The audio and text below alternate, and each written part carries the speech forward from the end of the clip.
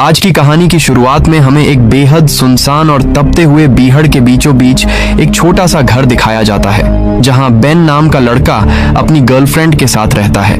Ben यहाँ पर tourist guide का काम करता है। दरअसल यह एक छोटा सा टाउन है जहाँ पर दूर दूर से लोग घूमने आते हैं और बेन उन्हें इस पूरे खतरनाक बीहड़ को दिखाता है।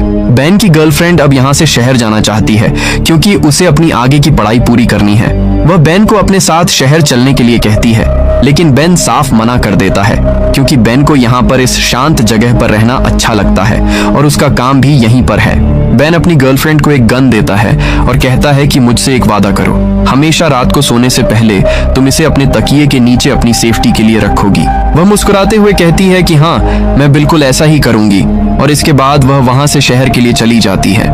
उसके जाने के बाद बेन को इस अकेलेपन में उसकी बहुत ज्यादा याद आती है। अब बेन को पास ही के टाउन से शेरिफ अपने पास बुलाता है और कहता है कि मेडिक नाम का एक बहुत बड़ा और अमीर बिजनेसमैन जो कि लॉस एंजलिस में रहता है, वह यहाँ पर आया है और उसे एक बेहतरीन टूरिस्ट गाइड की जरूरत है। दरअसल वह इस डेजर्ट में डेजर्ट हॉर्न शीप का शिकार करना चाहता है, जिसे ढूंढ पाना और उसका शिकार करना बहुत ही मुश्किल काम है। इसीलिए अब वो बेन को हायर करना चाहता है, जिसके बदले वो बेन को एक दिन के $1000 देगा।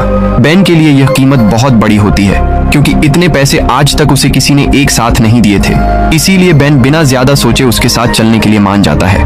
बेन जब उसके साथ बाहर आता है तो वह देखता है कि उसके पास सारे लोग शिकार करने के लिए आते हैं। यहाँ पर शिकार करना लीगल है, लेकिन यह नियम सिर्फ उन लोगों के लिए है जिनके पास लाइसेंस वाली गन है। अब ये दोनों बीहड़ के उस खतरनाक हिस्से में पहुंच जाते हैं जहां पर इन्हें शिकार करना है, पर अब तक सूरज पूरी तरह ढल चुका है और रात हो चुकी है।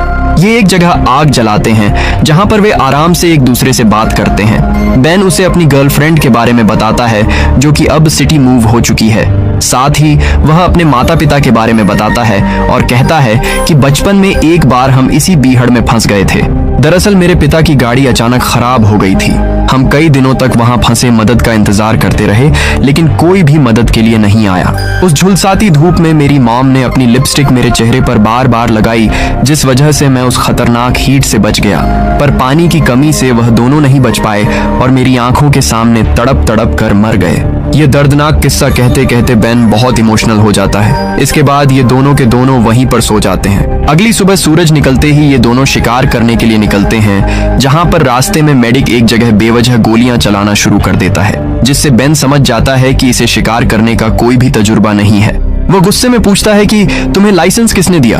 वह बड़े घमंड से बताता है कि मेरे पास लाइसेंस नहीं है, मेरे पास बहुत पैसा है, इसीलिए मुझे किसी लाइसेंस की कोई जरूरत नहीं है। बेन उसे समझाता है कि बिना लाइसेंस वाली गन